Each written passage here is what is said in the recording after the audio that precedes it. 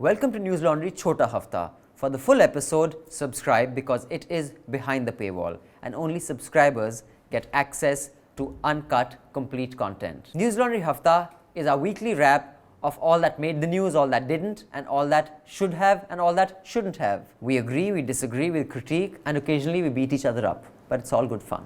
Subscribe. This is a Newslaundry podcast and you're listening to NL Hafta. अंग्रेज अपना लगान और न्यूज़ लॉन्ड्री अपना हफ्ता कभी नहीं छोड़ते. Welcome to another episode of News Laundry Hafta from a very hot Delhi, which threatens us with a heat wave that seems inevitable now after having been delayed by a few days, apparently because of rains up in the hills and that disturbance in the south near Kakinada coast where a hurricane hit. So which is why last evening we had cool breeze, but today promises to be hot. Hardly cool. Well, there was breeze. But enough talk about the weather. We know you're going to UK and you're preparing yourself. Yes, so I, if all goes well and God willing, shall be in UK next week in London for a conference. So we have basically organized a subscriber meet like we did in New York and in Boston. The subscriber meeting is scheduled for 21st, which is a Saturday at 4 p.m. So 4 p.m. Saturday the 21st in London. The exact location, I think we are still in talks of where it is going to be because we like to keep a sasta tikau place so that News Laundry So where are you funds. going? Do you know? I don't know. I'm in talks with the Queen. If we can get packing up our I think subscribers there should introduce you to a gin bar. A what? Gin bar. Like take you to a nice gin bar. Since you said you A don't like gin gin. bar. Oh, Yeah. I thought like gin bar, like you know that gin bar and the Sindbad and the Seven Sailors. ऐसा कुछ भी नहीं है. Gin. I don't drink gin, thank you. So, yes, so please mail us at subscription@newslaundry.com. If you're a subscriber or have just become one, if you're a Mufat Khor and you just want to become a subscriber to be a part of the celebration of this meet, you can write into us at subscription@newslaundry.com. I repeat, subscription@newslaundry.com. It's in the show notes also where you have to mail so that we can keep you informed of where the subscriber meet will be. And we will let every subscriber get one additional person. And the purpose of that non-subscriber being allowed into the subscriber meet is that we can convert that person into a subscriber. I'm carrying all my torture equipment, which is basically my mouth and my voice box. And we shall beat them into submission and make them subscribe before they go with their smartphones. So each subscriber can get a +1 non-subscriber. It's again on the 21st of May, Saturday in London. We will give you the exact location via email and our Discord server. Now joining us on the panel are two guests and our usual News Laundry gang. Usual nahi. You should give a grand welcome to Mehraj. Oh my God, Mehraj It's is his his first first hafta ha- after coming back. yeah. Mehraj is back, guys. What is that? Basically, that's what What is coo? it's how. That's what a lot of applause sounds like that only. I mean, sounds like that. When a stadium full of people shout, that's what it sounds like. Well, I could do with hello. Yeah. Okay, I could do the hello, says Mehraj. So Mehraj is back after about 8 months in London. 7 months. Oh, I see. I'm going just as you've come back. Like, we both would have got together and tortured a lot more people into submission. Yeah, So, yes, Mehraj is back. How was your few months in London? What did you learn? quite a lot actually. I mean, it was quite an experience in more ways than one. और Had वहाँ भी fun, सिखाया? learned a lot. Yeah, and that was the best part. Mema Shema. Not again, Daru please. Sharu. Okay. Okay. Well, you're going so. I mean, same to बेटा you. मैं तो बुढ़ा हो same to you. मैं तो बुढ़ा हो गया हूँ यार. So there is of course Mehraj. There's Manisha Pande. Hello. And joining us on the phone line is Anand. Hi Anand. Hello. I thought you said you'd be in Delhi when you come next. Maybe next hafta I will be. I was in Delhi till this morning, but I had come to Jaipur. I am in Jaipur now for some work. You're in Jaipur, I see. Okay. See, we hope to see you in the studio next hafta. Yes. It's been a while. Or next to next. Because you won't be there. I won't be there next. So next to next, please. Yes, when I'm there also. Because I had some questions specifically for you because we missed you last hafta. So I was hoping you'd be in office at studio so we could ask you. Because we had, not a very long discussion, but a interesting discussion that I found interesting about Prashant Kishore.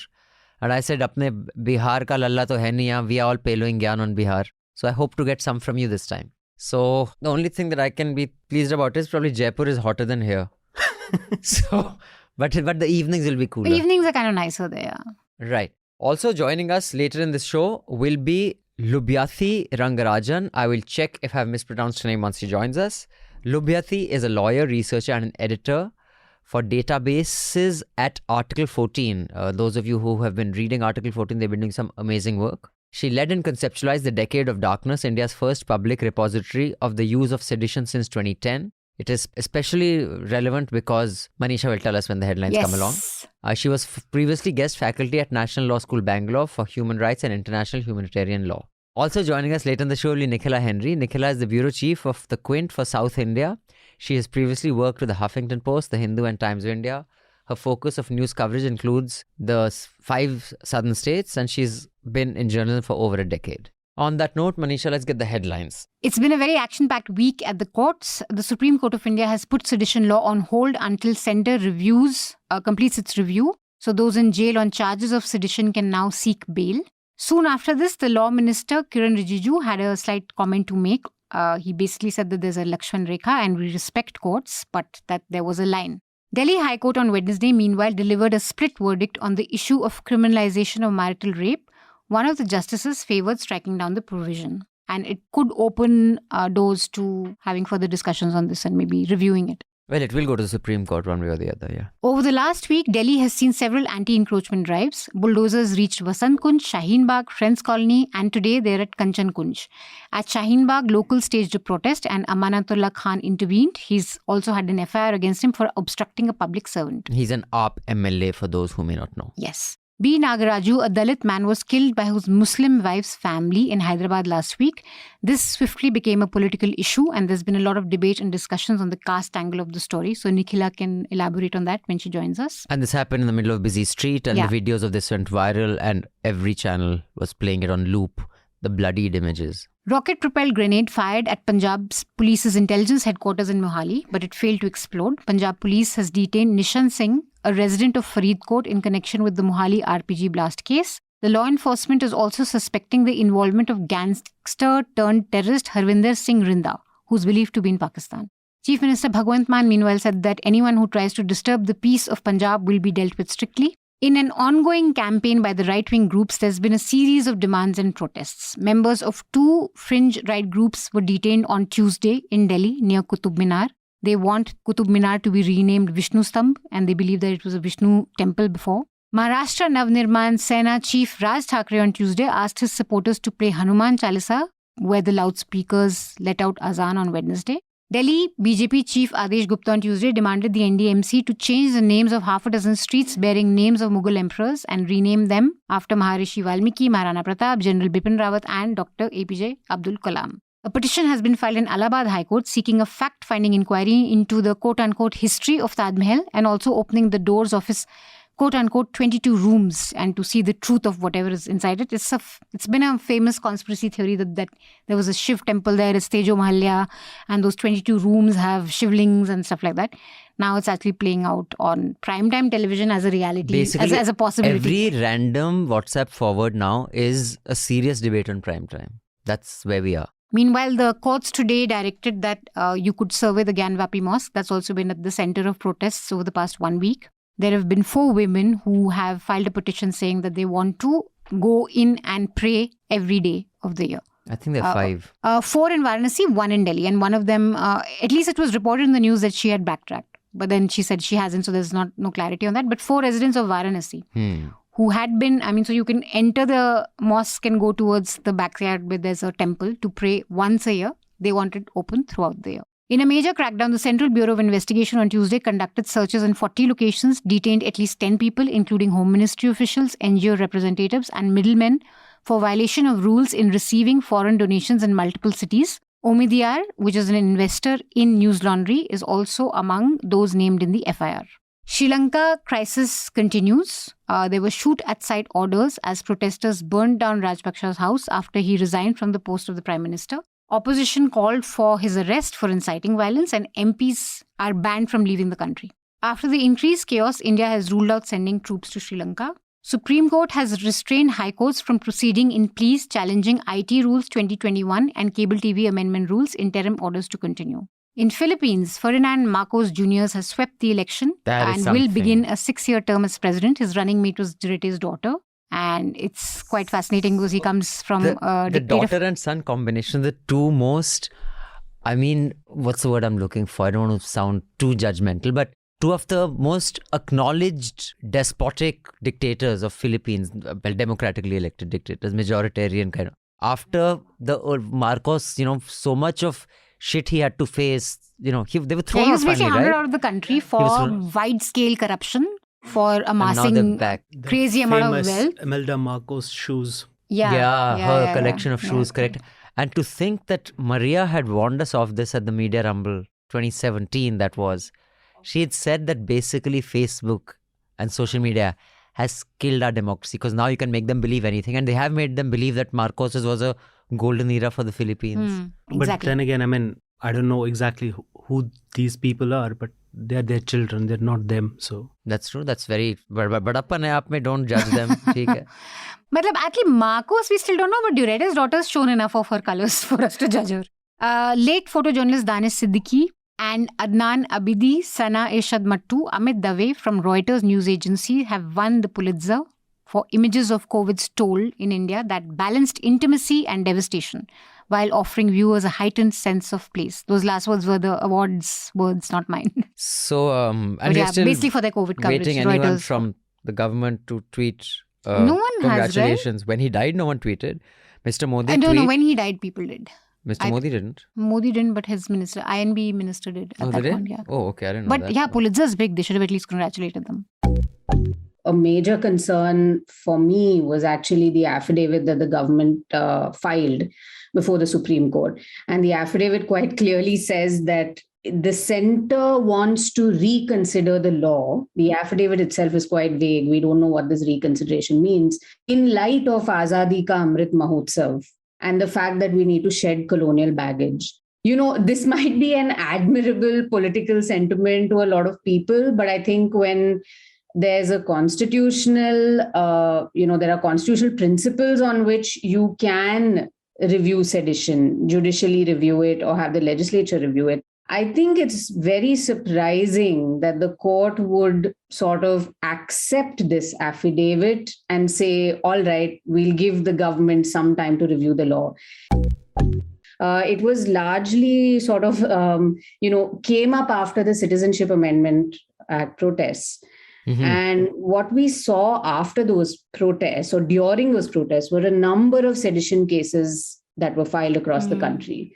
And of course, before that, press freedom rankings were sort of Slipping pretty abysmal. consistently for several years now. That's right. And so, there was this general sort of sense that, sedition is being used to silence a lot of people. But it was really the CA protest that I think was the final sort of trigger for us. And that got us thinking about, all right, maybe we need to find out a little more about how exactly this law is used, who is it used against, which government uses it, and what context, more importantly, that is, what is the background in which these cases are filed. And is there an outlier government that tends to use it way more than others?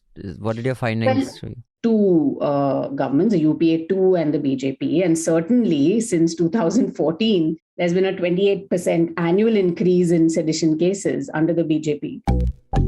In terms of the affidavit, she's right. It is quite vague. But I also think that for the government, it'll be a good look if they get rid of sedition, because it also gets them to, because if you see one of the notes where they said they were committed to free speech and liberal ideals and all that, and they have enough laws anyway to go after people. Like UAPA is way more stringent, and you've seen now over the past 1 year how it's possible to charge people with UAPA for so-called thought crimes. The whole Delhi police conspiracy theory. Umar Khalid has been in jail for now 3 years almost. So they don't need sedition. it just hit me. Sedition is basically a political crime, right? But pretty much most of the petitions that have been filed against it are by journalists. Yeah, I don't know the what two to make of leading that. one is Right. disaffection against the government. What does that show? Now, as a crowd dispersal device, they already have this very, very vaguely worded law. And they say, okay, is par ye laga. So many police officers say that this is just a crowd dispersal mechanism. That's one of the ground realities. Government, I don't think, would totally abrogate it. my conjecture is that it will narrow down its definition. The thrust later on was towards projecting it as a Hindu-Muslim issue. One thing is very clear, that caste, Nagaraju's caste location cannot be separated from the plight that he underwent, especially because his wife belongs to, just purely administratively speaking, belongs to the OC category, that is other castes or the dominant caste category. The fact that that caste was central there, matters to the story. But at the same time, it's not just a clear-cut caste crime where a person of a dominant caste has killed a person of an oppressed caste, because religion did play an important role here as well. Mix of both.